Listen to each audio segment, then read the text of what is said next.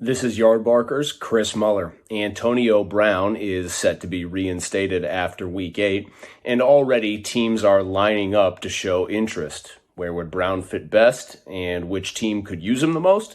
Well, let's take a look at the three teams who would most benefit from Antonio Brown's presence. The Seattle Seahawks have been mentioned the most when it comes to landing spots for Brown, as both starter Russell Wilson and backup Geno Smith are friends with the wide receiver. Add to that the fact that Pete Carroll has a reputation for being one of the league's most player-friendly coaches, and you have what seems like the perfect situation for one of the NFL's most talented but combustible players.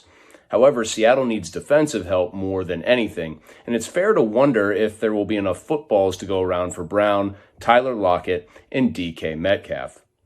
The Baltimore Ravens make plenty of sense as well, and their need at wide receiver is far more pronounced than Seattle's. Baltimore's offense is all about the running game and throwing to tight ends, but that's an identity partly born out of necessity.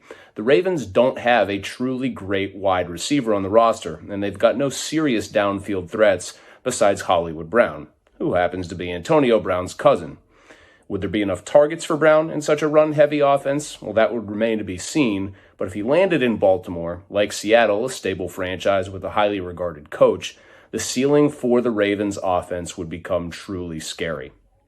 Perhaps the team that could use Brown the most is the Green Bay Packers. Aaron Rodgers has so far thrived without a great wide receiver opposite Davante Adams. But if Green Bay wants to maximize the renaissance season that Rodgers seems to be having, adding Brown to the mix would be a wise move. Brown needs to have an elite quarterback throwing him the football, lest he get frustrated, particularly early in games, and Rodgers more than fits that bill.